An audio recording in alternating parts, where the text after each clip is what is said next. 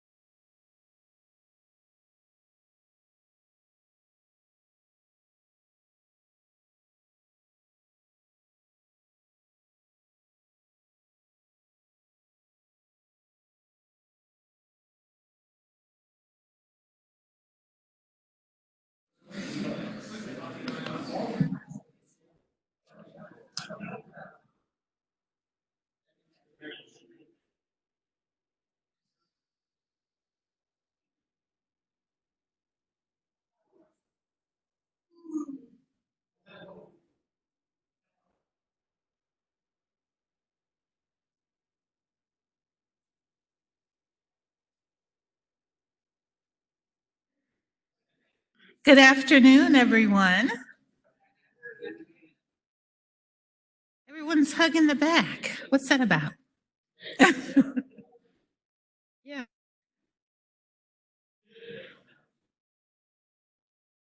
I'm going to go ahead and get started. Well, welcome to the General Faculty and Convocation. My name is Andrea Hunter, and I'm affirmed by the pronouns she, her, and hers. And as immediate past chair, I'm the Associate Chair of the General Faculty and the Faculty Senate, and I'm now call this meeting to order. Well, one of the things I wanted to do is to acknowledge our new faculty of all stripes. So, and to welcome you to the general faculty and to UNC Greensboro. So would you all stand, all the new faculty that are here, for a warm welcome from your colleagues? Well, we can applaud them in their absence. How about that? Yeah, you get out and talk to the new general faculty and tell them how important this meeting is. Well, I'm standing in today for our chair, Anthony Chow, who's away at a conference, but he's with us here. Oh, he's already with us. Hi, Andrea. Hi. Okay, so there he is on remote. So who will provide the opening remarks for our meeting, our first meeting of this academic year? Anthony? Oh, yeah. Cam, go ahead. Next slide.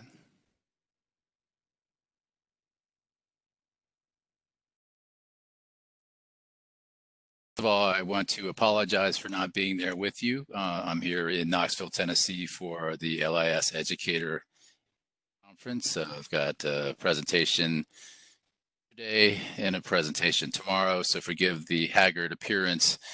You know how it is traveling to conferences and the go associated with them. So my apologies for not being there. However, I'm glad to be able to join you virtually. So as Andrea said, welcome to a new semester in our first general faculty meeting. Also, would be remiss to not remind you of the faculty reception. So UTLC and the Faculty Senate will be having a joint reception at the Faculty Center right after our meeting. So please try to join us there. Next slide. Is access to the slides and handouts for today. If you go to uncg.edu/GF General Faculty Handouts, you can see all of the handouts that we'll be presenting today on your own device. So for easier viewing, also special thanks to John Comer and the Alumni House. They are working on getting several large screen TVs that will also help with future viewing of slides and content. So, and also I want to actually apologize for not thanking all of the folks that have made this meeting possible. I greatly appreciate all the time and effort. Just so you know, we as a group met about an hour ago actually to get all of the audio and video and everything set up. So thank you all for your time and preparation.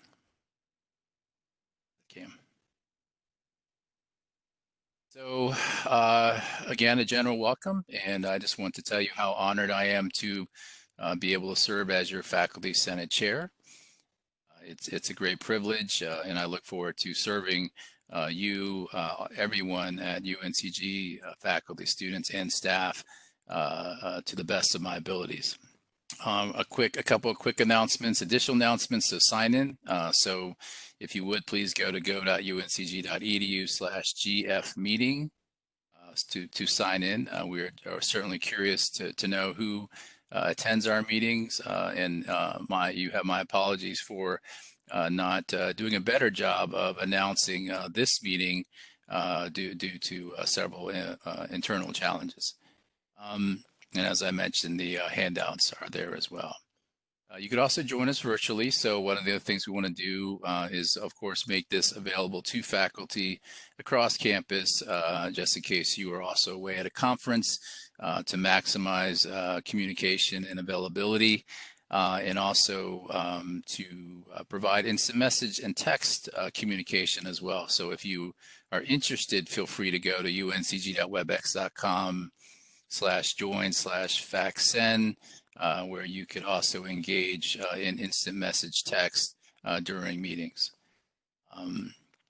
Also want to emphasize how much effort and work and infrastructure the Faculty Senate represents.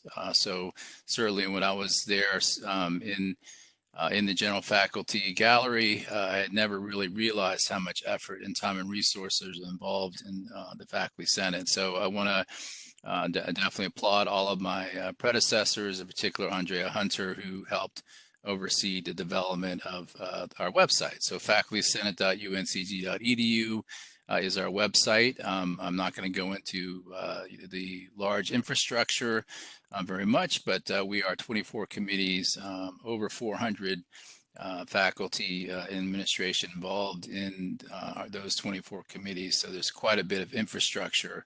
And again, I thank everyone for their time and effort making all of this possible. Before I turn it over to Brad to approve the minutes, I also want to provide a few quick UNC system updates. So Brad, next slide. First thing, and I think to establish also the value and importance of Faculty Senate is that we are, of course, very active on the system as a level as well. So there are a lot of handouts or a lot of information and things going that are very important to all of us. And so if you get a chance to look at the summary included in the handout folder, and the link that I just shared with you, bottom line is there's a lot of things going on. So the first thing is that Harry Smith, the chair of the Board of Governors, resigned yesterday. So that's, of course, very important because we're also in the middle of a search for a new president. But I will also say, too, one of the reasons why, as I become more aware of the Board of Governors, that I find that this a little concerning is he pointed out how much time and effort it takes to serve on a volunteer basis to head up the entire Board of Governors. And as a faculty member, one of the things that I've been talking to other colleagues about is a little bit of a concern that our Board of Governors, who's of course in charge of the UNC system, are based on complete volunteers. And this is another example of how that could prove to be a challenge. The next thing is search for the UNC president. So that is underway now. And one of the request that the Faculty Assembly, the UNC System Faculty Assembly, which is all 17 institutions, approximately 4 representatives from each university. We have proposed a plan that a Faculty Senate chair, each of the chairs of the 17 institutions, would actually sit on the Faculty Search Committee. So that is still being discussed, but that is our hope, so that we ensure that each campus has one vote and one voice in this search. So stay tuned for that.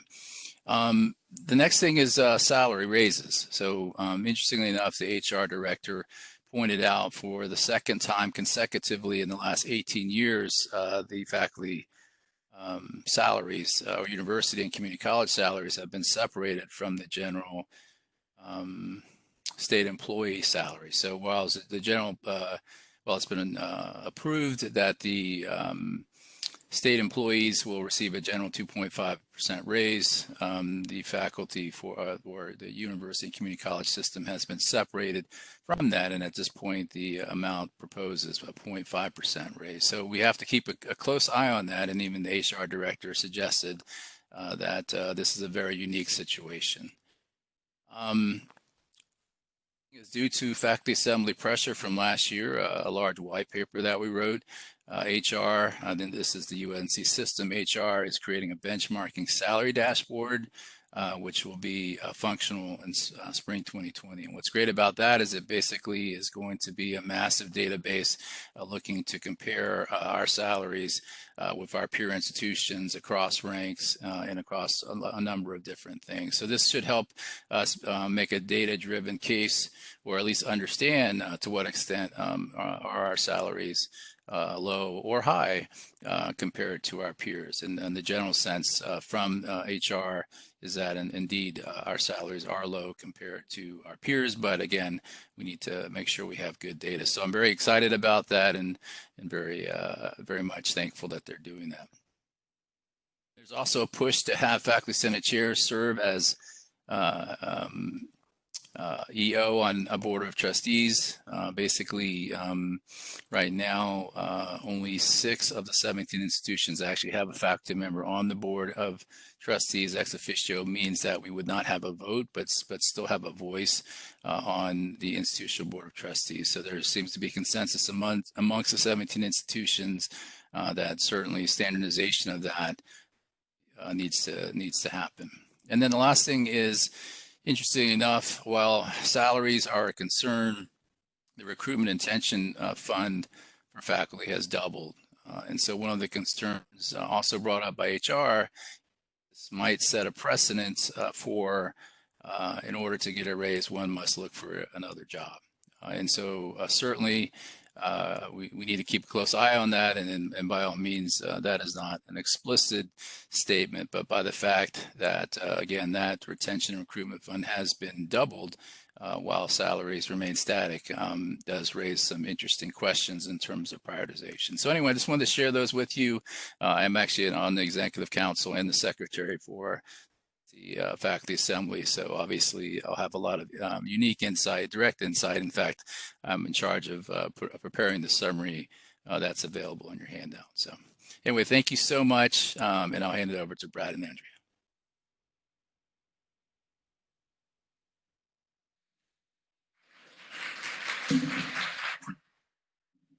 So the minutes from the last general faculty meeting back in the spring were distributed in the agenda packet. Are there any corrections or updates to those minutes?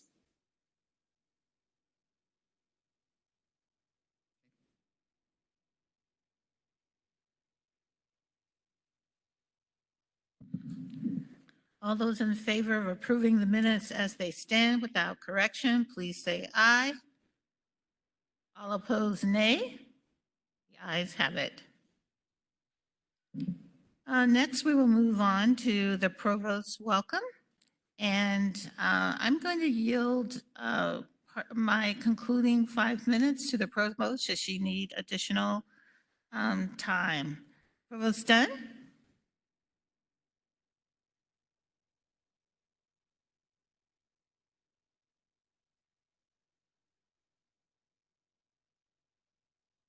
Thank you very much, Andrea. Pleased to be here with you today, and I will indeed be brief. I'm going to share information on what I consider to be a few highlights, and then say a word about the changing landscape ahead. You may recall that in past years, I have used my time here, slightly longer allocation of time, to go through a resource allocation presentation from the prior year, and I had committed in the spirit of transparency to continue doing this. When allocated 10 minutes for this meeting, I realized that that probably was not going to be manageable. So what I have elected to do instead is reach out to the chair of the Senate Budget Committee and offer to do that presentation there, and then they can make that information available to you or bring it back in whatever form. So the presentation is prepared, and we're happy to share. I was going to begin with a bad joke and say I'm not doing the presentation because we have no new resources. And if the presentation were about this current year, unfortunately, that would largely be the truth. But the way we have structured this is that in the fall, I present the information on how the prior year's resources were allocated. And we were at that time still growing and did have substantial new university revenue. So that information is forthcoming to you through some mechanism with the Senate Budget Committee. Well, I hope everybody settled nicely into the new academic year despite the exciting start with a gas leak on the first day of classes and 10 campus buildings being evacuated. That was a lot of excitement, and that's not the kind of excitement we like to have. We like to start the semester with momentum and a sense of accomplishment and a kind of excitement about what lies ahead. There's much good news, I think, to celebrate at this point in the academic year. We opened our fall semester with 89 new faculty on board, and 27 of those faculty represent expansion lines, that is, new lines to the university. Clearly, our university growth has been beneficial in terms of our ability to grow faculty size. We also opened the semester with a record, all-time record number of students, 20,199 students. Thirdly, we had many new administrative hires, new positions largely, but replacement hires, 5 new academic deans, 3 of those in academic units, 1 in online learning, and 1 a new position, an associate vice chancellor for student success and dean of undergraduate studies. So much new, shall I say, talent and human resources in place for the new academic year. We also launched 4 new academic programs this year. That's a rather ambitious undertaking. One of the programs is an undergraduate program, a bachelor's in information science, and 3 are graduate programs, a master's in informatics and analytics, and a PhD program in social work, joint with North Carolina A&T, and a PhD program in management, fully online, one of few of its kind in the world. I mention these programs here and will also share that they were critically important in helping us grow graduate enrollment from last year to this, something that is another piece of very good news for the current year. We launched this semester with a new student success program of significance. I've mentioned to you briefly in the past that we received significant funding from the Edwin Armfield Foundation to launch a new academic success coaching program for our first-year students. The launch was successful, and in the first year of the program, we are serving 125 new first-year students, and the coaches in the program are all UNC Greensboro graduate students. So this program has mutual benefits, if you will, to students at all levels. We began the year on a high in terms of university research activity.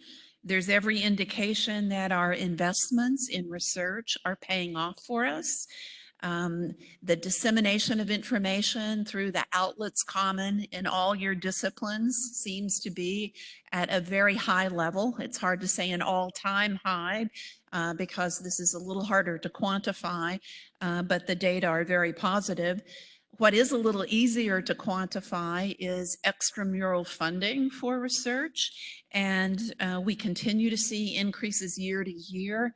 This year, a 6.38% increase over prior year in an increasingly competitive funding environment.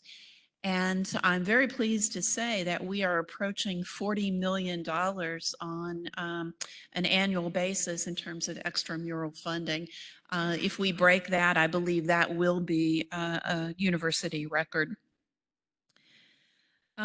We continue to garner accolades and rankings of significance, and I'm only going to mention one here today. You may have caught this in the Campus Weekly or other local press, but we were noted by U.S. News and World Report to be the institution in North Carolina most likely to promote the greatest amount of social mobility for our graduates.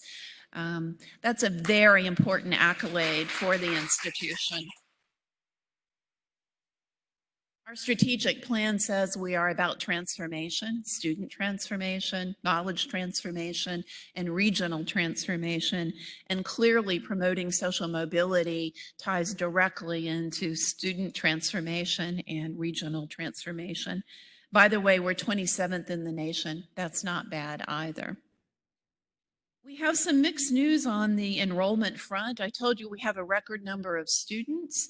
We're up about 0.5% in terms of head count enrollment. At the same time, unfortunately, we are down in student credit hour production. Student credit hours are the metric by which we are funded, and we're down 0.9% overall in credit hours. If you're puzzled as to how we can be up in bodies and down in credit hours, it simply means we have more students, but they're taking fewer hours. We think one of the key drivers in this pattern is the graduate student growth that we have seen. Part of the reason we have more students today is that for the first time in many years, we had an increase in graduate enrollment. This is something that is difficult to achieve in the current landscape, and we should be very proud of the work that you are all doing and the work in the graduate school with new programs like the Minerva Scholars Program and also, of course, the new graduate program launches. Where the news on enrollment is not as good is what we are seeing at the beginning of the pipeline, the traditional first-year students who come to us.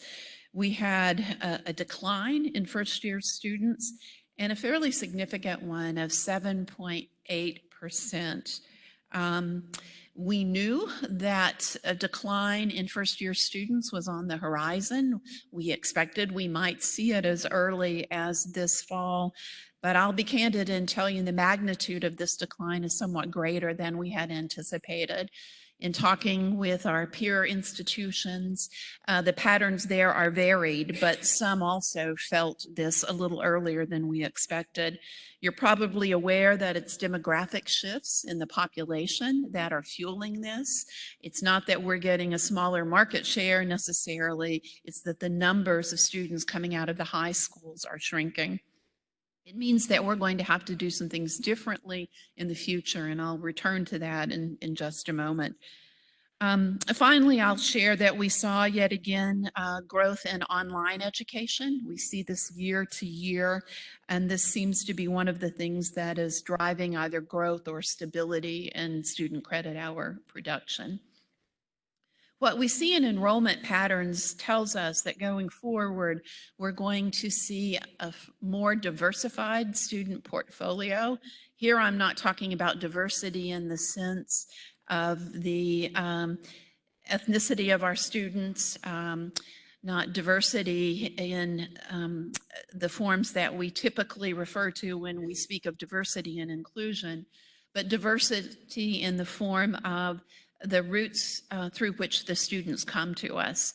Many more students going forward will be coming to us from community colleges or after having exited the institution, stopping out and then coming back to us, what we sometimes call partway home students.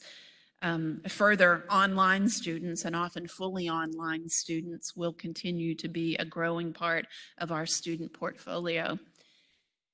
Traditional students will always be an important part of who we are. We have almost 6,000 of them living in our residence halls, so we're still a densely rich residential campus, but that's not going to be growing. And this year, for the first time in a very long time, housing felt the impact of the decline in first-year students and actually had to mobilize at the last minute to achieve 100% occupancy by reaching out to other students that typically we didn't have housing available for.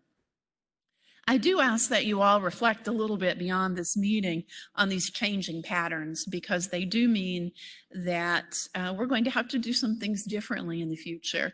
We need to be very vigilant about assessing how we serve all students, and we have been quite focused on traditional undergraduate students as a key segment of our student body, and these emerging segments, if you will, are students that we must be sure that we can serve well to ensure their success.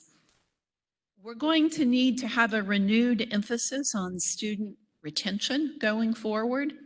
We're pleased to have a new Vice Chancellor for Student Success on board who can help lead the charge here to ensure that we are putting in place all the strategies and actions required. A new task force has recently been announced that is going to look at retention and graduation rates.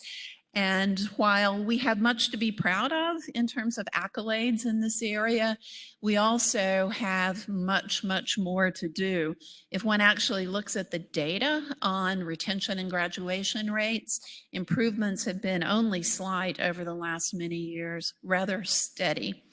And there are some statistics we might examine, like the number of students who fail out of a course in their first year, or the number of students we lose overall at the university, that really don't give us reason to celebrate. So we're going to have to redouble our efforts and take on some of these more challenging issues, like high course failure rates. Clearly, there are lines of attack that aren't easy, and we're going to have to go beyond nibbling around the edges and deal with these head on. And I look forward, in all sincerity, to working with faculty experts in these areas because I'm confident we can make progress. You heard an announcement earlier, most likely, about Millennial Campus Initiatives, so I'm not going to reiterate that. I'll simply tell you, if you've not followed that news, you will want to do so because there's an announcement of some new projects in the Millennial Campus District that will be significant and bring a new value to the academic enterprise. We're hopeful that sometime in the future, hopefully not too far into the future, we'll get a budget. And when we do, we are very hopeful that that budget will have $84 million in it for our university library renovation and expansion. That will be a very important addition to university space and a significant one. This is not just about renovating a building where renovation is much needed, but bringing us convening space, classroom space, exhibit and display space, something that will touch all parts of the campus. There's an issue that has been looming large for many years now that seems to be even more concerning at present. And while I don't want to move to something less than positive to conclude, I feel a little bit compelled to at least raise the issue here with you today because I do think it's something we're going to need to be more focused on going forward. And it's the issue of student mental health. We've spoken about this on a few past occasions in faculty senate meetings. About a year ago, our Vice Chancellor for Student Affairs gathered national data, some patterns that were very concerning about student mental health challenges, and then compared to UNC Greensboro data to show that yes, indeed, we have the national patterns present, and in fact, in many areas of concern, a higher incidence rate. I'm sorry to report that we've begun this year with every indication of sharp increases over prior years. I was astonished about a week ago when visiting with some student affairs directors to hear their reports that they were seeing increases of the magnitude of 600+% in terms of emergency walk-ins for mental health counseling. Think about that, fall to fall, increases of over 600%. On one day alone, it was a Friday the 13th, the most recent one, we had 5 students in one day who had to have transports due to suicide-related concerns, that is hospital transports. I just share those 2 statistics because they are somewhat representative of the very serious challenges that we must navigate, and they're serious for all manner of reasons. Obviously, we care very much as a university that cares about the holistic health and wellness of our students. We also know that these challenges are academic challenges. Students cannot be academically successful when these stressors loom so large in their lives. So we'll hear more about these issues, and as a university, we will find ways to do more. More is not just more mental health counselors, it's increased awareness and action on all our parts. And we will innovate and we will stretch and we will all be a part of addressing this serious concern. I was going to conclude by saying a word about the landscape for faculty raises, because I know it's on everyone's mind. Anthony mentioned it, and I think it's important in terms of expectation setting to let you know that the news for the current cycle is not good news. He shared with you that faculty were omitted from the state pool, and a separate pool of money was given to the system. If this comes to fruition through a budget, that pool of money is only $50 million for 17 campuses, and we must spread that across categories of employees, and we do not yet have detailed instructions from system as to how that will work. I can only tell you if the funds were to reach everyone, and that may not be the case. In fact, it's likely that it will not. It would be less than 0.5% to pool. So the news is not good because we are not growing as an institution in terms of credit hours. We are not in a position this year to bring significant institutional resources to bear to supplement the pool, as we have sometimes done in past years. We'll share more with you when we get more information, but we won't get that information until we have a budget. So that's just a quick overview of some things on my mind, some highlights, some positives, some challenges.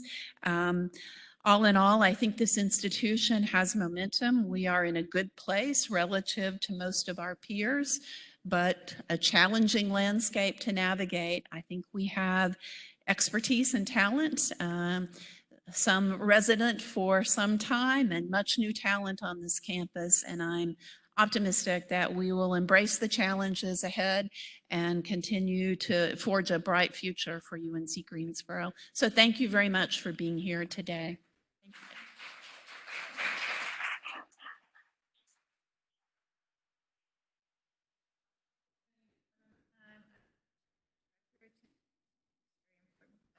Thank you. Thank you.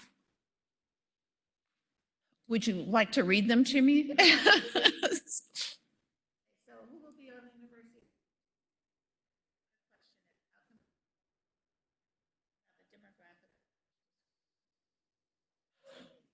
Very good questions. In terms of the task force, we'll be putting up a website that will contain membership materials as developed, and there will likely be outreach to gather information much more broadly than beyond the membership.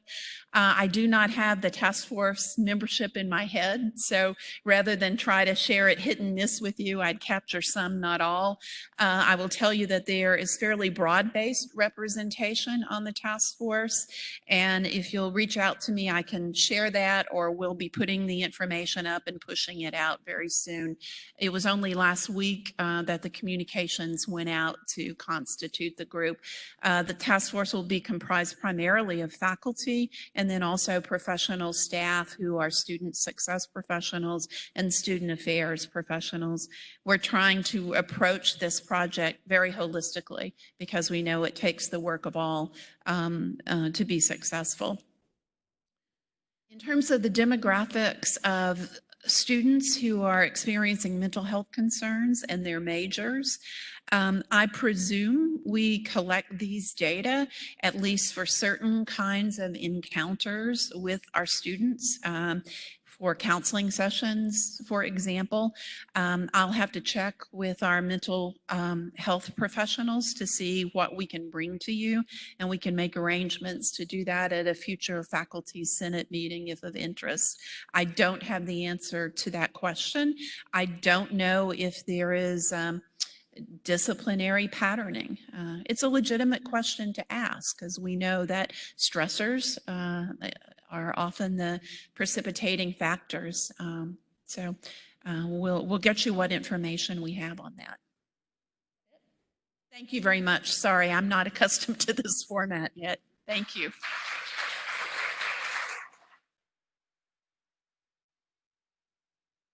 Thank you, Provost Dunn. We're going to continue to follow the order of the agenda.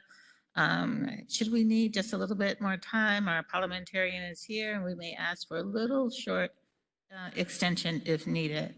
Now we're going to have the Faculty Senate General Education Council talk about the new general education proposal, including the chair of the council, Erin Terranova, and also the co-chairs of the what I call Gerda 2, Amy Harris Hook and Jody Petazzoni. And as you know, we're in the middle of what I like to call the relay race. So please.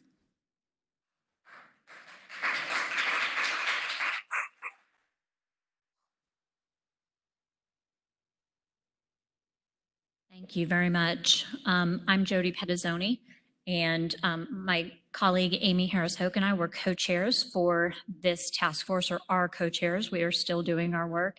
And Erin Terranova is the General Education Council chair. So we would like to tell you about the proposal that is at hand. So first slide, please.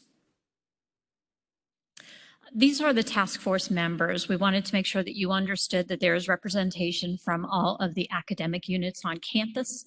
In addition, we have some ex officio members from student success areas across campus who are also involved in the process. I would love to read every one of these names because they not only deserve recognition, but they deserve a round of applause, each and every one of them, for all of the work that they have done over this summer, starting at the beginning of June and continuing through today until next week, until we hand this off to the General Education Council. Their efforts have been enormous. We have all been committed. We have all worked hard, and our primary motivation has been what's the best interest for the students at UNC Greensboro. We have to thank many, many people. We, again, don't have time for this to read each one out loud, but we have to recognize our predecessors, Chuck Bolton and Alice Hattie, who led us through the initial phases of this. And we added one at the end today, and I think that you guys are going to want to give him a round of applause too. Will Bledsoe in the Office of the University Registrar helped us put together a mock-up of this program in DegreeWorks so that you could see what students will see as they're trying to look at their degree clearing process. And we found it incredibly informative, so we're very grateful to Will, but we'll move on. We'll start with the faculty resolution that was passed in May of 2019. We were given some orders in this resolution. We were told that the competency-based framework was a framework that they could endorse, but they wanted a little bit more information. We were also told that competencies 1 through 5, which are listed right here, were also notions, ideas, contents that they could get behind. So they wanted to see those included in the next program. And then they also endorsed that there would be several what we called last year areas of knowledge. They endorsed the humanities, social and behavioral, and natural sciences to be included in some way in the revised general education program. So we knew that we were directed to do these things. Next slide. Thank you. But we also knew that there were some questions. And these were the 5 recommendations that were included in the resolution that was passed in May. While they liked the competency-based framework, they wanted some more information. They wanted to know if there were different approaches, what the implementation issues might be. They also wanted some more information about the thematic seminar that had been presented. The thematic seminar is a combination academic and transition course, and they wanted to understand some more details about the implementation, the relationship to existing courses, and the impact on transfers, among other things. We also included a health and wellness course competency in the proposal that was in the spring, and they needed some more information. While the notion was out there and there was support for it, there were also questions. So we needed to revisit that competency. And that was the same for competencies 6 and 7, which relate to global and diversity and equity learning. There needed to be more details conveyed about what those would contain and how they would be defined. And then finally, the fifth recommendation related to the implementation of this process, and that directly relates to the mock-up that I mentioned earlier. So we will move on. This is what has been put together. First and foremost, this task force was told that we had 33 to 34 credit hours to work with, and that whatever was included in the program had to fall within those credit hours. And there were a number of reasons for that, but that was the number that was included in the resolution, and we didn't have wiggle room. So what we decided to do in looking at all of the items that were identified for this program and all of the research and information gathering that was done related to those outstanding items that we were told to research more deeply, we came up with a list of 11 competencies, and we're calling them competencies, and we're defining that as things that students should know or be able to do when they complete this foundational general education program. And I think that it's really important to note that this general education program is put together as a foundational program. We are not arguing that our students are going to have deep knowledge in any of these competencies, but that they will be introduced to them. And by introducing these competencies to our students, we give ourselves the opportunity to further develop them within the majors. So the list of 11 is here. I could read all of them to you, but they include the 5 competencies that were endorsed, plus the 2 competencies 6 and 7, global and diversity, that we did some further research on, and health and wellness. Those were all supported by the research and the work that was done over the summer. And then we addressed some of the other competencies with specific course described items. So next, thank you. And this is the process that we went through. We knew that we had to provide you all with more details of what these competencies would include. And we also knew that we had to reach out to the subject matter experts in order to understand more deeply how each of these would look. So we engaged quite a number of faculty. We had more than 45 faculty working on this over the summer. That's a lot of people who committed themselves to this project and to this process. So we reached out to experts in written communication, oral communication, information literacy, et cetera. And we said to them, can you help us deeply understand what these competencies will look like in a general education program? And we asked them to define each of them clearly, to develop student learning outcomes, to provide a rationale for including each of these competencies in the revised program, and to identify existing courses or course types that we already offer that could be included in the program. And we gave them a deadline of August 1, and they all came through for us. We got phenomenal work and we got it turned in on time, and it really contributed to what we understand, what we see as the success of this proposal. I'm going to turn it over to Amy to talk us through the competencies.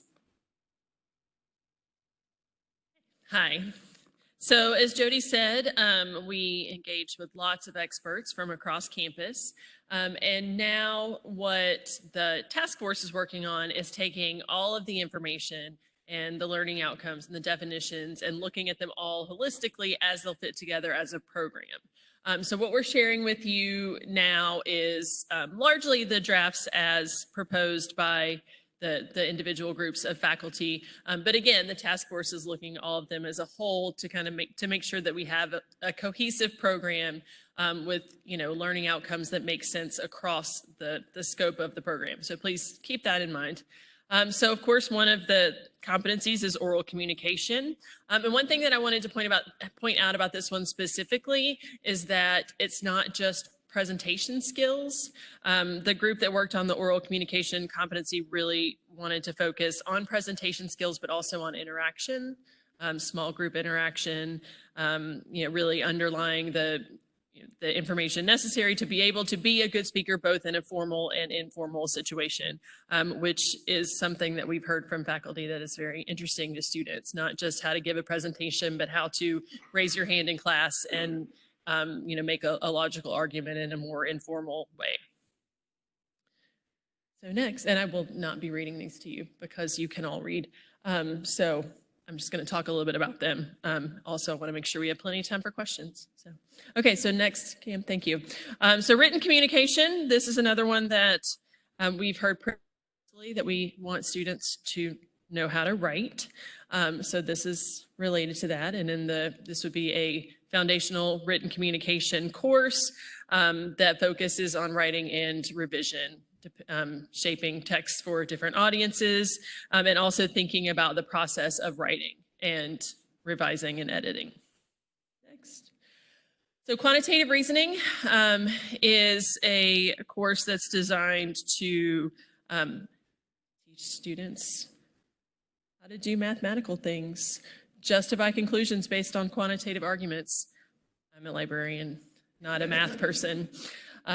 So this is the quantitative reasoning requirement. As we looked at this requirement, we looked at the work of the Math Pathways program, which is a UNC system-wide program, and that the quantitative reasoning requirement will fit in with the Math Pathways program that is in process of being implemented. The Foundations course, next, yeah, thank you, is this was one of the areas for further study, and what we decided in looking at this course further is, first of all, that it is implementable. That was the main concern of the Faculty Senate, was that we wouldn't be able to mount enough sections of a smaller, hopefully seminar-style class that students would be able to take, but we found existing structures such as the freshman seminar class and the FYE program with some adjustments and tweaks that we would actually be able to accommodate our incoming freshman class in those sorts of courses. We do call it Foundations, though. We took away the seminar name just because of the concern that during the implementation process, we felt that we needed a little bit of flexibility to, I think that my dream, as somebody who spent a lot of time working on this course, is, small sections of classes where you can sit around in a circle and, have lots of interaction with faculty, which is closely linked to student success. But we know that during the transition period, we may need some flexibility on that front. This course would incorporate student success related content, some how to do college, along with academic content in a faculty member's area of expertise, as well as information literacy. So they'll be learning about, student success, content, things like note taking and how to be part of a community in the context of an academic course. Next. The health and wellness requirement was another area for further study. This is one requirement that we heard from students that they were very interested in this, and I appreciate Provost Dunn's comments about student mental health on campus. I think that we all realize that this is an important issue, and this is one small way that perhaps the general education program can contribute. The health and wellness requirement will also include information literacy and sort of how students seek information and find reliable information in the context of health and wellness. And then critical thinking, which is the next one. So critical thinking will actually appear in three areas. They're now called critical thinking and inquiry in humanities and fine arts, in social and behavioral sciences, and in the natural sciences. So there will be critical thinking, student learning outcomes in each of those courses, as well as a student learning outcome related to inquiry. Then we have natural science with data analysis and interpretation. So this is something that wasn't in the original program, but it came up as a result of conversations with natural science faculty who told us that this is a very important skill for students to have introduced to them in these early stages of their time at UNCG. So we would use the natural science context to discuss data analysis and interpretation. And this would be where the lab science lives. So that would be this class would be required to have a lab. So it'd be either 3 or 4 credits, depending on which course it is. Then the global. So global and multicultural can be fulfilled by either a humanities and fine arts course or by social and behavioral science course. And this is focusing largely on global context, global cultures, cultural perspectives, things like that. And then diversity and equity is the same way. It can be fulfilled by a course either in the humanities and fine arts or in social and behavioral sciences. And that one is more related to diversity and equity. So, yeah. All right, so now I'm going to turn it over to Aaron. Thank you, Amy. Aaron Turnova, General Education Chair. Did you guys see the symbolism there? Gert handing it over to Gen Ed Council. Did anyone pick up on that? They didn't now because I had to tell them. I had to explain my own joke. That's never a good sign. So let's talk about implementation because this has been a big one. It can be implemented. And one of the charges or one of the feedback was, let's make it streamlined and simple so everyone understands it. And I think when you see what we did here, you can see how we implemented it. So one competency attribute, we're calling them attribute to a course. No more markers. So don't use the M word ever again. Markers are over. The competencies are going to be associated with specific courses. We are not going to have one section have an attribute and another section not have an attribute. If it's on the course, every section, every instructor who teaches it, you have that attribute. That's going to help confusion for students and advisors tremendously. There is an implementation plan. We're working with the implementation committee on this and how we can actually do it. So we have people right now in the trenches trying to figure that and how we can further implement it. What that really means, though, is we are going to be running parallel gen ed programs for a while. We have to do that, okay? We cannot just flip a switch. That'll be way too confusing. That'll really cause a mucky muck. That's a scientific word. So we will be running parallel programs. I think when I heard from the registrar office, when we switched from Aller, that was a 7-year transition, okay? And that's just because students may be rolling out, they come back, it happens. So this is going to be a long process of as students attrition out, they will be moving in, et cetera. So just be aware of that. It's not going to be a quick fix. And no matter what program we put in, that's going to happen.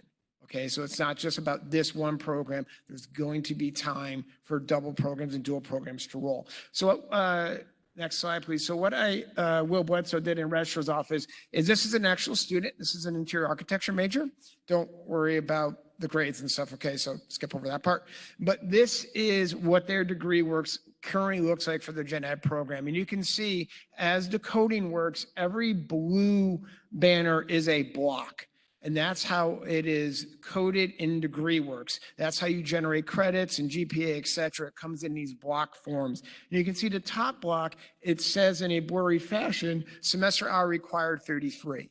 That's nice, except you have 2 other blocks there. And this is where the old M word was. And that's why we could never tell how many credits were actually in our gen ed program, because some markers would roll up to categories, some didn't, et cetera. So you would have anywhere between a 33 to 45 credit gen ed program, and we never really knew what that looked like. Everyone know where I'm coming from this? So that was the old one. This is what the new one looks like. 1 block. Yes. What? I don't know if we can blow it up. I'm sure he can.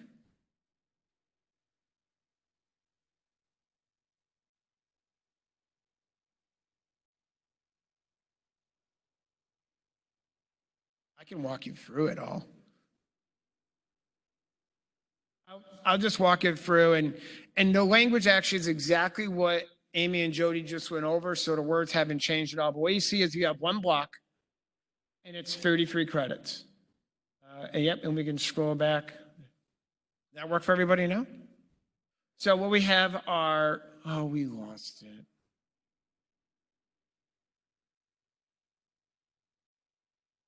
Isn't technology fun? No one touch anything. So this will look like we have, and we can, talking registrar's office, they can tweak the presentation, et cetera, what's indented, what's not, et cetera. Okay, so don't get bogged down in that detail of it. But you're going to notice it's very clean right now. It's very clean. And you can't see it. I'm not going to ask anyone to move it, but right here are going to be where the attributes are. So right over Anthony's face, that's where the attributes is going to show up on the DegreeWorks. So students will see they need right there that attribute. They need 3 hours in that attribute. And those haven't been named yet. But when we do name them and they search for it in the course schedule, they will search for WC, written communication, all the courses that attribute will pull up, because that's how the students are going to be registering for the course. It's going to be neat. It's going to be very clean. And you can see if we scroll back to the left on the image, thank you, that you can see there are the other competencies embedded in the areas of knowledge. Again, we can tweak the language if we see it. But this is just one block, 33 credits. The 11 competencies are right there. Students will know exactly how they take it, when they take it, et cetera. And there's not going to be any double or dipping within this program. Right here, they have one course, one competency, 33 credits. That still allows 86 credits within the major, because we're only a 33 credit program for 120 credits, 86, 87, depending on whether or not you put a laboratory in there. Okay, so this is still a very nice, very clean version. What it was, again, we can tweak language as we move on, but that's kind of what the mock-up would look like with DegreeWorks. Good. Next slide. And then just other things that we're going to consider moving forward, other aspects. The competencies can carry into the major, which is something that has been asked about. Even though you can't double dip within the Gen Ed program, we can carry some into the major. We cannot emphasize, this is a foundational program. This is 100, 200 level. This is going to be the basis for you building into your major. So written communication at this level, foundational. If you want to have 18 courses within your major at the 300, 400 level of writing, knock yourself out. We're building foundational. That's the idea of general education, breadth and foundational. That's going to be sort of a flip-flop from where we've been, where we have a lot of 300 level courses. And we have discussed how that's going to impact transfers, et cetera. So we know that about that. We have been discussing that. And that's what the implementation team is going to be working on. And I think actually you already hit all that about the 86, 87 credits. That's about 71% of your 120 credit hours are still going to be dedicated to the major courses. And again, you can have some courses that are double dipping through major and through Gen Ed. And I know transfers and online students have been a very big portion. We have definitely been having multiple conversations of how best to have them come into the program, how they can transfer into the program and not be put behind their progress. And I'm going to turn it back over to Amy. Talked about the timeline before. You may have heard that, and it seems to just get smaller and smaller every time because that's how time works. So by Monday at 11:59 p.m., the report is due to the General Education Council. Terry's laughing because she knows that it's going to be a lot of hours between now and then. So the report's due to the General Education Council from the task force by September 30th, again, 11:59 p.m. Okay, just make sure. So by October 8th, the General Education Council will have to vote on the resolution. We'll send the report. The council writes the resolution, votes on the resolution, and then by the 9th, the General Education Council will submit the resolution to Faculty Senate. That will go out in the agenda packet on the 9th, and then on October 16th, the Faculty Senate will consider the resolution from the General Education Council. Is that it? I think that's it. Okay. All right.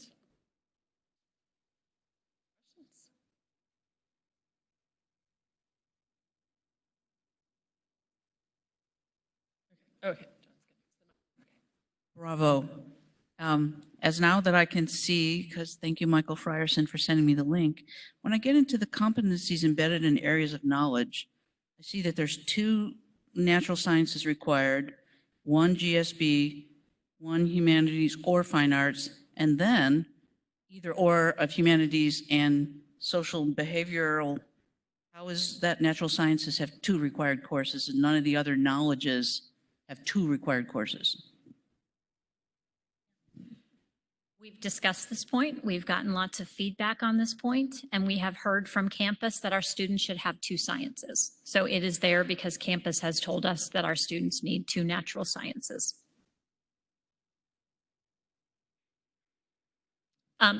We did a series, when we were doing our self-study in the year 2017, 2018, we held a series of conversations. We met with faculty, we met with advisors, we met with students. And the information that we collected was 2 natural sciences is what all of our students need. Aaron, you mentioned that the transition would take about 7 years. How much longer will there still be certifications for new markers, new WIs and new SIs? That's a good question. Currently, right now, we are accepting, General Education Council is accepting new categories and markers. We actually just approved a couple at 2 meetings ago. So we are still approving those because regardless, we're still going to be running general education next year, the current program, right? But we haven't actually found the timeline yet for when we're going to cut that off and not allow current categories and markers to be brought in. I suppose once this is approved, whatever program is approved, we're going to have a meeting and sit down and say, okay, now that this new program is running, we'll have to work with registrar's office and say, when should we shut it off? So I'm purposely being evasive because we really haven't gone down that road yet and looked about when we're going to cut it off. I know currently we are accepting them for this. We're accepting them right now for the next academic year, but after that, we don't have any ideas what we're doing. So I know it's kind of a half answer, sorry.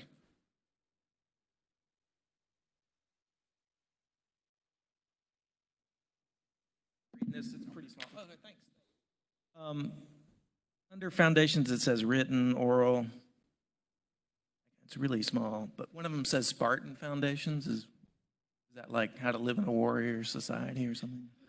We decided to go with foundations for now. The name was just kind of we were thinking of it as sort of a, potential marketing point for the general education program. But in the interest of having people focus on the idea of the course and, the content as opposed to the name, we are now just calling it Foundations for now until the program actually, hopefully we start the implementation process. But it does still show up in some places, but we are referring to it and we'll refer to it in the final report as just Foundations. This may be getting down too into the nitty gritty, but hi, Erin. Previously, it was said that if a student changes their major, they would automatically change into the new system. That's going to result in a bunch of my students losing all the work that they've done. Will there be some sort of a system, kind of like electing a previous catalog year, where they can try to stay with what they've been? No. So short answer is no. Okay. We have a policy now at the University of North Carolina at Greensboro that was not in place before and was problematic.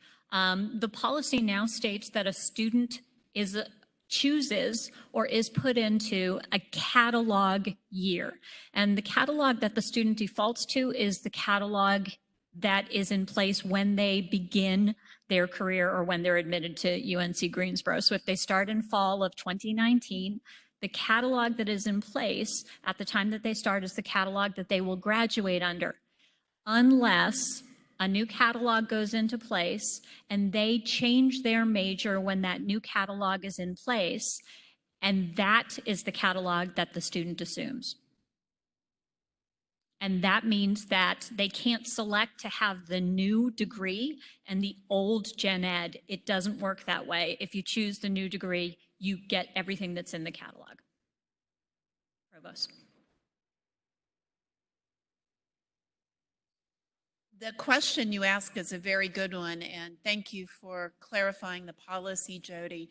Have you all explored whether or not we have the latitude on campus to revisit that policy in this instance of change? I'd be very alarmed at what this would mean, knowing the rate of major changing we have here.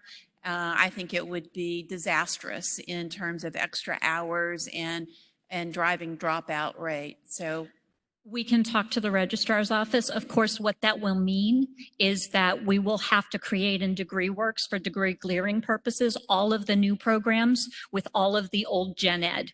in order to make those two things mesh. So I'm going to go ahead and say, of course, we can ask the registrar to consider that for us. I think we will have to put some kind of workaround in place here. It's simply not feasible otherwise. We'll need to study the matter in depth and find the most efficient way to do it. I also think we'll want to take steps to ensure that the transition timeframe is no longer than necessary.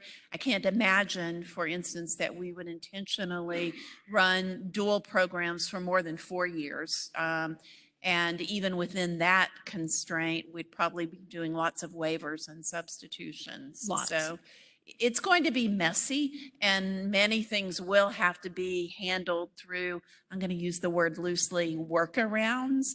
But we have to keep the best interest of our students in mind. They need a rigorous education and a rigorous gen ed, but because we elected to transition at one point in time, we can't subject them to a total inability to change majors without having serious impacts for the university.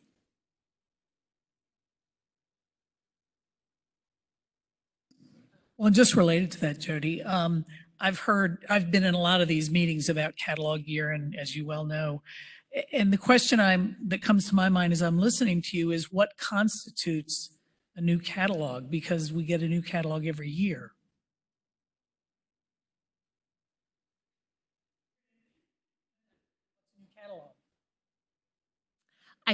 I would have answered that question differently when this meeting started.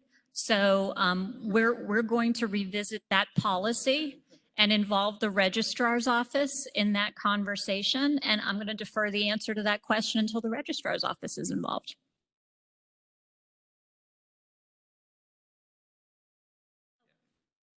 If departments are submitting new undergraduate courses at the 100-200 level, would it be advantageous for the proposals to include a memo regarding how a new course might be grouped under new gen ed competencies? I think it might be helpful, but again, we're not really sure. We did look hard and long and hard about seeing which courses would kind of fit within these new competencies. We're talking about the transition, seeing certain courses might fall underneath there. So it might not be bad. We actually did almost a reverse memo, a new course that does propose those at the 300 level, and the General Education Council actually put a memo in there saying, this is a 300 level. We are approving it for the current gen ed program, but keep in mind, the new gen ed may be only at 100 and 200. So just don't assume that this 300 course will simply just roll over to the new gen ed program if it rolls down to 100, 200. So we did kind of put a disclaimer and a memo in there to the last one we just approved. Again, that was a couple of weeks ago. So that's not a bad idea. I wouldn't know what the language would look like quite yet. But I also don't want to say, I think it may be grouped underneath here, and then they hold my feet to the fire and say, well, you said it was going to be under this competency, and then the SLOs don't match up. So I think it would have to be a very weak sort of, I think it may be here, here, here, here, or here. I'll give them 5 options. But that's the best I can do right now. Excuse me. Were you just saying that 300 level courses are not part of gen ed under this new system? Well, it came up, it was on one of the slides, that this gen ed program is going to be a foundational, so it's going to be 100 and 200 level courses. This has been in a lot of discussions, and there's a whole bunch of the feedback on that these would be 100, 200 level courses, and the big feedback was about the transfer students, et cetera. So we know this is still going to be an issue that we have to work out. But if a gen ed program is foundational in breadth, that is by definition the university 100 and 200 level. 300 and 400 levels are junior and senior. That's not foundational knowledge. And I know that there are exceptions, et cetera. We know, but that's where the program right now is foundational. It's geared to 100 and 200 level students. Yeah, well, that's true of the program we have now, yet there are some 300 level courses that are in there for various good reasons, I believe. Is that policy changing or not? Policy that 300 level courses may get exceptions to be included.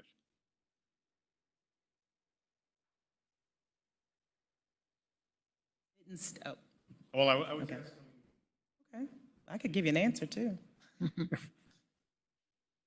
I mean, I don't know what the policy is. I don't have the historical background on it. I was in charge of that on the Gen Ed committee, but if you would like him to answer it, he could. I can't answer, Regina, so next up, go get it. All right. So when I was on the Gen Ed committee and I was in charge of that section, what we said is that 300 or 400 level courses could apply for these areas, but it did not say it. We specifically stated that you do not want 300 level courses to be in this foundational category. That submission had to tell us why specifically this course needed to be 300 level Right, so they can be in. at under- that time. But if this is something new, Well, that's what I'm yeah. asking, whether there's something. So this goes back Any to, category. the entire program is foundational across the board. This is all a foundational program. This goes back to a complicated series of pieces of information that have to be brought together. And the reason that we have identified 100 and 200 level is because they are defined in the university catalog as primarily intended for freshmen and for sophomores. That is the audience for this general education program. This is intended to be that level of learning. 300 level courses are defined in our catalog as primarily intended for juniors, and that is not what this general education program is intended for. There are additional considerations when discussing the 300 level courses. One of them is the policy that says that all students must have 36 credit hours at the 300 level or above.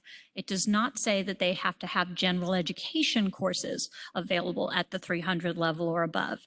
The other component to this is funding. We are funded at a different level for 300 level courses, and that funding relates to the advanced level that is intended for those courses. This program is not an advanced program. And that is why 300 level courses have, for the moment, not been included in this program.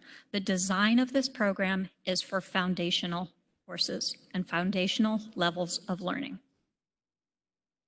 Right. I would submit that some 300 level courses are explicitly foundational. As a matter of fact, they're introductions to a somewhat more specialized area of a field, but they're at the introductory level nonetheless and have no prerequisites and can be taken by freshmen and sophomores. And many of those have been included in Gen Ed and perform the useful service also of giving transfer students a way of graduating in a timely way or not dropping out in frustration at fulfilling that 36 hours of 300 level or above credit while also meeting their Gen Ed requirements. Sure, it's a complicated situation. Right, so I think it could have egregious effects on retention and time to graduation rates, given that a very large percentage of our entering students are transfers. So there are a lot of components to the conversation. Students have to earn 25% of the credit hours at the institution granting the degree. That means that all of our students coming in have to take at least 30 credits at the University of North Carolina at Greensboro. If they are arriving here with 90 credits already, the chances that they still need a foundational general education course are very small. So there are a lot of considerations here. We've asked for data about this. I talked to the admissions office about collecting some of this information, but we need to have a data-driven reason to include 300 levels in this program. And the data-driven reason can't be that it's just more convenient for our students if they can check the box for Gen Ed and check the box for 36 credit hours at the 300 level or above, which, when we think about it, is intended to indicate rigor in a program. And it's difficult to reconcile the ideas of rigor at 300 level or above with a foundational general education program. So there's a lot of, we've got to get our logic straight on what these 300 level courses are, and we need to be consistent when we put the course number of 300 or above on a course. So there are a lot of considerations for this conversation. If we follow down that path and determine in the process of implementing this program that 300 level does indicate foundational learning and they should be included in this program, then that's the path that we'll take. But at this moment, that is not the indication. This is a very challenging issue. I listened to Jody and I'm in full agreement with everything she says, but I also very much appreciate the issue that you're raising about the hardship that this will create for some number of our transfer students. And I am glad that we're looking into the patterns so we can get a better estimate there. I think we need to look for creative solutions where we can work to both maintain the purity of what the system should look like in terms of course levels, but have opportunities for hypothetically exceptions for students in terms of substituting courses that might meet individual students' needs if the numbers are not all that high. Or while a little bit unwieldy, there could be possibilities like cross-listing a course such that the course exists at 2 different levels and has similar content, but different requirements associated with it. We do that here currently. We do that to achieve honors objectives in courses that aren't honors courses. So I would urge everybody to think about these issues and look for some of these, not ideal, but creative workarounds that would prevent students from experiencing major hardship, but allow us to go forward with a rational model at the same time.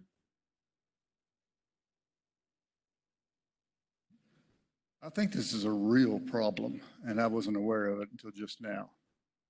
In our own department, most of the writing intensive markers that we deliver are through 300 level courses. I'm assuming the equivalent would be to deliver the written competency. We just won't have the courses to do it. We would have to drop all of our 300 levels down to 200 levels. That would affect how much money we get from the state. It seems very serious to me, and I think we have to have a good, solid answer to those questions before we can vote on this. So written intensive is not part of this program, writing intensive. There are no. I'm aware of that, but I'm aware that that's another big problem. But the equivalent is that competency which can be attached to a course, yes? Okay, we will not have the courses to attach it to if they are restricted to 200 and below. So the great news is that the English department actually developed the written communication competency. I know I've helped. Okay. And we've been assured by them that there are courses that fit these descriptions, but we also know that these courses can be offered outside of the English department. So I think what I'm hearing you say is that we need to find other resources outside of the English department. You need for to the do that, introductory but also English you're going to have to written find, communication class. it's going to drop the amount of writing instruction in this university by half. It's a serious problem. The important component to understand is that we were given 33 to 34 credit hours to work into a general education program. We also know that these competencies should be carried into the major program. And what we have indicated in our report and will continue to develop is that it's going to be up to the major to say, our students need more writing. Our students need more quantitative reasoning. Our students need more diversity and equity. And to find those places in the curriculum or on campus to suit those needs. Those courses can come in the program requirements within the very same discipline. They could come in courses outside of the discipline that are just included in the program. So there is a lot of opportunity, but it is very intentional because we were only given 33 to 34 credit hours that we are going to turn to the majors to say, there is more to do. All we can do with this program is establish a foundation.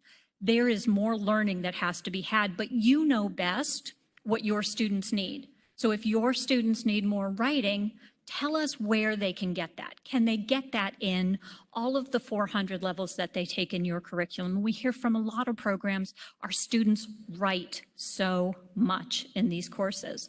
Well, now you can say, look, this is where it happens in our program. It happens at every 400 level course. But you can also say, look, our students need more diversity and equity, and we don't have that in our curriculum.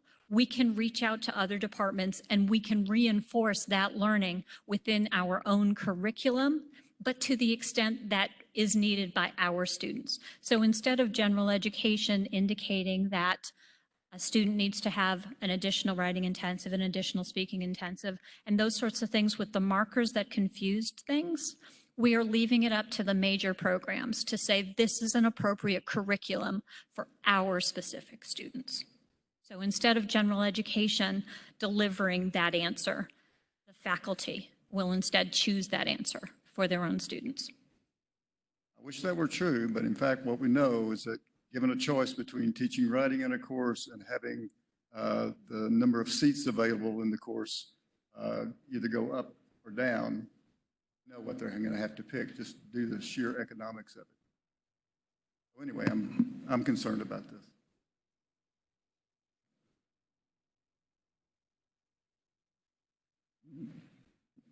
I'm going to ask you guys to look in the crystal ball a little bit. I'm thinking about the process by which existing courses get approved to the new gen ed. And I'm wondering if you've thought, maybe you have, about, is it going to be easy? I mean, how much change are faculty going to have to do? I mean, it's sounding to me from this end like almost every one of these things is going to require a pretty substantial change to whatever course you want to fit it into many of these competencies. And so Each of the working groups, one of the bullet points, they wanted to, are there current courses that we think could fit within these competencies right now? And all the working groups had a nice list of courses that we felt would work. There would be some tweaking, et cetera, but the SLOs are not finalized yet. So there is going to be some drafting. That's sort of our next phase, is actually drafting the SLOs, and that language can change. But honestly, looking at all the working groups, it didn't seem as big of a daunting task as it looks. Like, oh my God, we have to change everything. No, we actually were able to not only find courses, but we're actually looking back historically at the number of seats and sections available and saying, can we handle the incoming student body? And we were able to handle it. We were able to handle it through the writing courses, through the speaking courses, how many sections have historically been offered at the current class sizes. And we actually did the math, and we were able to actually handle it. Now, we are also hoping that by these SLOs, we are allowing new courses, new instructors, and new programs to find, you know what? I never had a diversity and equity because we never had that attribute before, but we already teach this. We have a course which basically is doing this. We can apply for this attribute. So I think even though existing courses may have to tweak a little bit, I think there's going to be some new courses who see like, we can fit in this, we can change, we can modify. So we don't think it's yes, it's going to be change, but based on what we have seen, the data that we were able to pull, actually running the numbers, we don't think it's going to be as daunting as it actually really does seem. There is a very high number of courses that we think could really roll over and transition well into this new program. Anticipating that the SLOs are going to tweak a little bit, and the content experts in those fields can really help us match the SLOs with courses to make that transition even a little easier.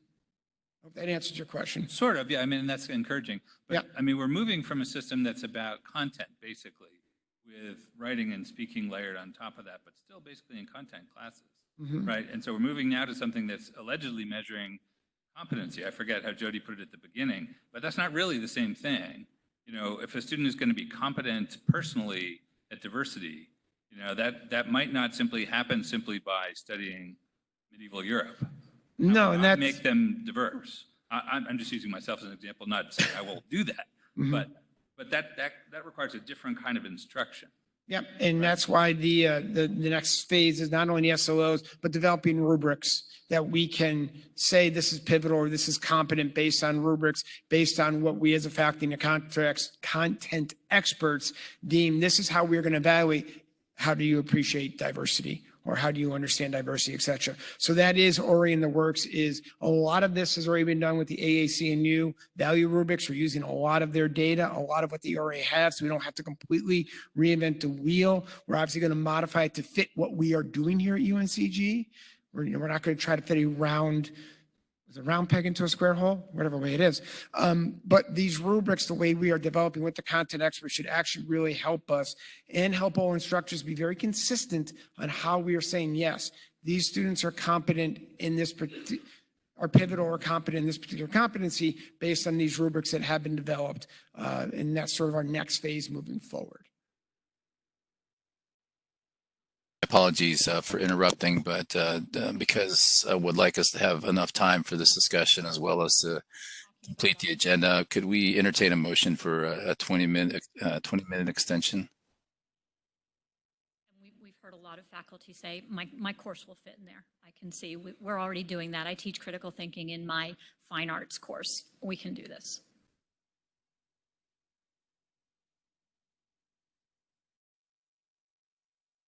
I thought it important that we spend time to for the task force and council representatives to address questions about the Gerda 2 proposal. So I am seeking a motion to extend the general faculty meeting for an additional 15 minutes so that we may hear from Senate committee chairs. I have a motion. A second? Second. All in favor of extending the general faculty meeting convocation 15 minutes, say aye. Opposed? Well, the ayes have it. And I'm just going to ask committee chairs to come up in order where they appear in the agenda: Government Committee, Non-Tenure Track, Due Process, and Faculty Welfare. And I would leave it to you to introduce yourself. Thank you.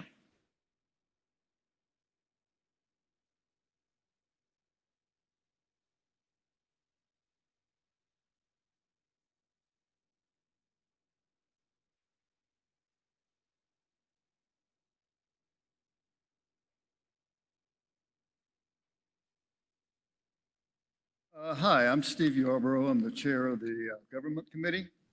The rest of my committee consists of Greg Bell, Patty Sink, Igor Arovinko, and Chanel James. Currently, we don't have a senator liaison. Anthony asked me to just simply remind you of some changes that are taking place this semester.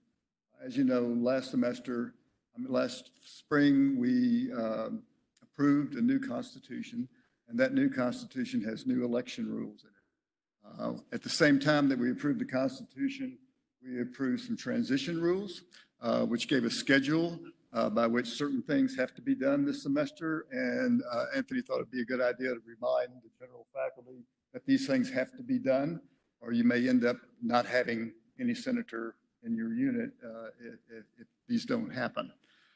So by October the 21st, each electoral division has to determine their election method according to Article 2B9, which I'll talk about in just a second, and establish their election committees.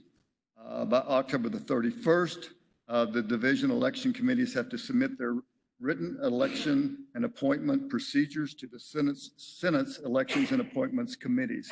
That's a very firm date.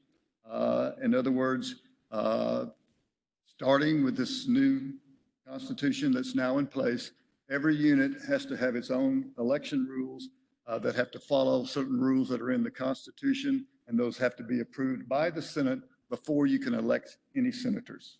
Okay? So if these don't happen by these dates, it may very well be that your unit won't have a senator or any senator. And then by November the 29th, two things will have to happen. The chair of the Senate will have to approve those election and appointment procedures, and the Senate Elections and Appointments Committee will then alert each division's election committee about the vacancies they have to fill in their elections and give the electoral divisions committees a date by which they must submit their appointments and election results. Could you go to the next slide, please? Since we're running short on time, I'm not going to go over all of these, but if you'll simply go to the Constitution, look at Article 2B9, you'll see there's 3 slides worth here of rules that go A through G, that each one of these election procedures, each unit's election procedures has to abide by. As members of the faculty, you should be aware of these and make sure that your unit is abiding by these rules. These rules are meant to ensure that everyone is appropriately represented in the Senate, that everyone gets a vote, that there's not going to be any more, sometimes you do and sometimes you don't kind of stuff. And you need to read these rules and make sure that your unit's abiding. Unless there are any questions, that's all I've got to say. Okay, thank you.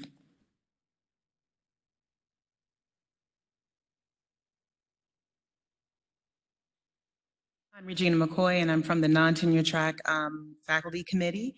And just for saving time, just want to make sure that you know that we are working within most units here and at UNC Greensboro.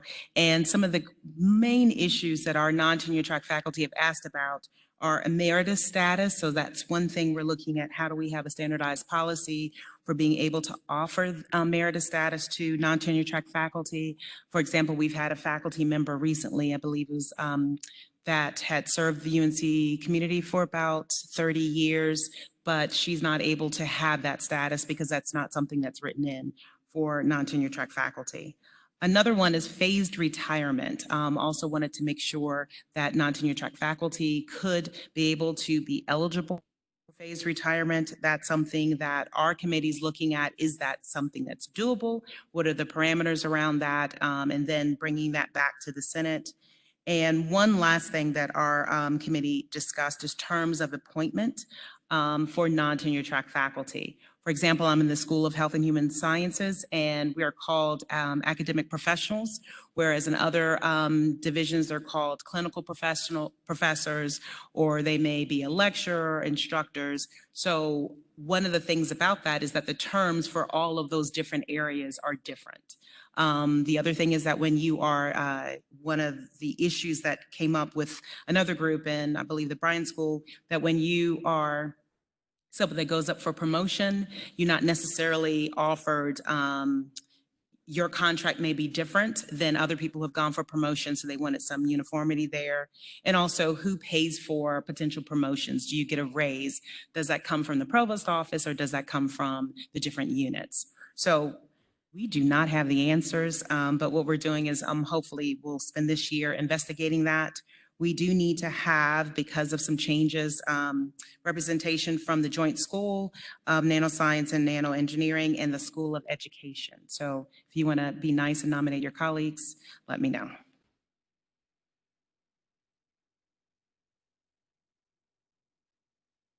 My name is Vidya Gargeya, and I'm representing the Due Process Committee.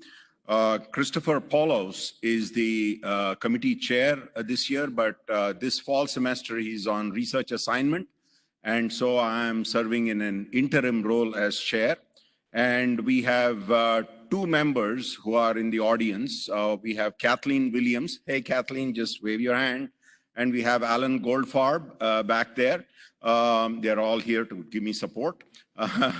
And we do not have a representative from the university libraries.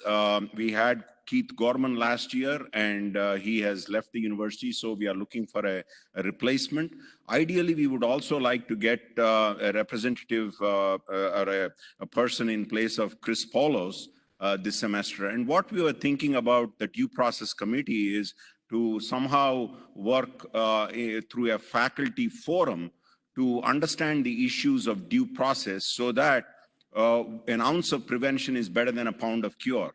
So what are the kinds of issues that will come towards or come from the faculty that we want to document and at least do something? Because most of these cases typically come in the spring semester, whoever is looking at. But before that, we can also have a faculty forum on that subject. Okay, if you have any questions, I'm willing to take them. Thank you.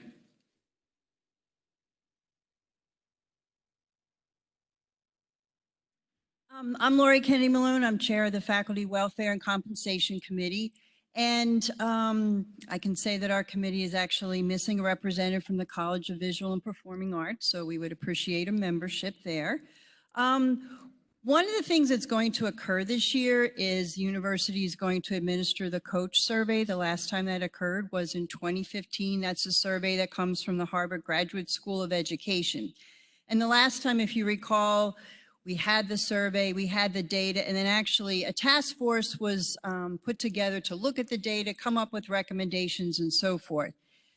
So one of the things that not only my committee, but representatives from some of the other committees like the non-tenure track faculty issue committee, the professional development committee, had concerns about was some of the questions that are concerns to us at UNCG are not always in these type of surveys. So a couple years ago, we were going to try to do an internal survey, but we thought they were going to do the coach survey last year. That being said, one of the things that I did get a hold of is the survey that will be administered in the spring. What I can tell you, if you recall from the last time, there were some problems in the previous survey. There really weren't a lot of questions that pertain to non-tenure track faculty issues. And what we would recommend is that there's an optional model that's included that actually has a series that looks like of about 10 questions. It pertained to some things like contract renewal in my department, sense of whether my contract will be renewed, issues of promotion. So we'll be able to actually collect data on the non-tenure track faculty. What will certainly be important is that the faculty, even though as we hear, are often called a different title, that would be the section that they should specifically reply to. Another optional module has to do with tenure reasonableness. So that would probably be a section that in particular the pre-tenure folks would want to answer. But as we know, the way surveys go, it won't be administered until the spring, and then it'll take a while till we go through. That being said, in conversation with Anthony, I think he's like right behind me, is that we really need to get a pulse of what's going on like right now, because we really wanted a pulse of that a couple years ago. So what we're looking at doing is a couple of things. And one thing is to try to collect some short questions from all faculty. Because one thing I have found out is, and I don't know about the rest of you who are chairs of committees, but and even senators, when you're representing a group of folks, how do you actually get the pulse? How do you find out from your constituents what the issues are? And it's not always easy, especially if we need something really quickly. So in sending out a series of short questions, maybe we can get some answers fairly quickly and hopefully be proactive so that when we get the results of the coach survey, maybe we're a little ahead of the game. So thank you.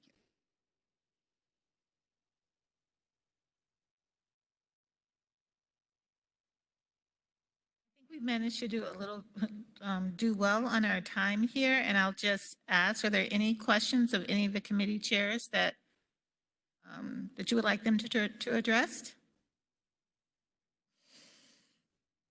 Seeing no hands, may I have a motion to adjourn? We got it third, what is that, thirded? Well, all those in favor of adjournment say aye. Nays? The ayes have it. And please remember that we have a reception over the Alumni House with our partners, UTLC.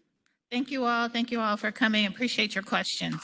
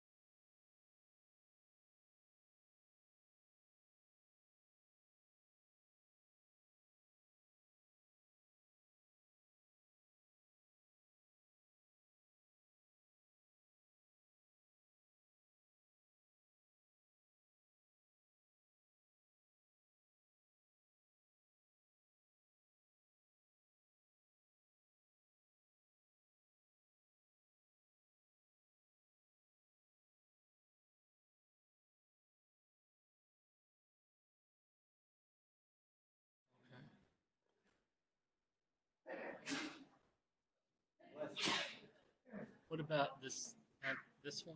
Oh, yeah.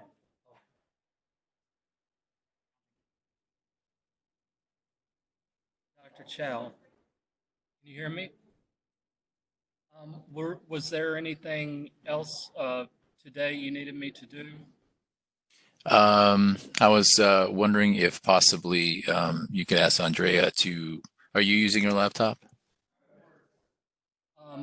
Yeah, I have it up, yeah. Okay.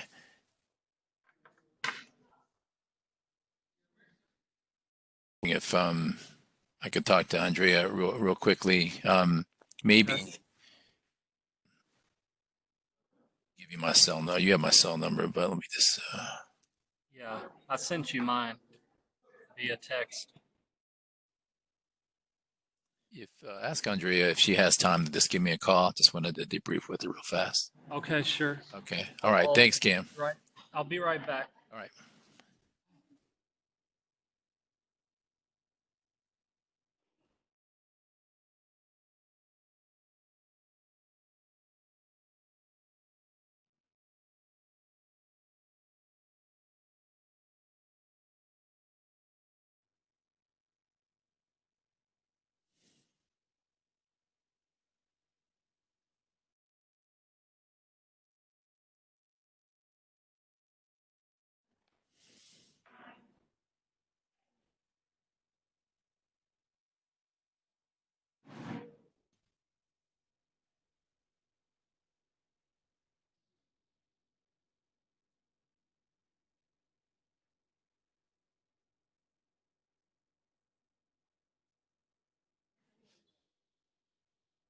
Okay, she said that she's going to the reception, but if you could text or email her sometimes that when you'll be available for her to call you.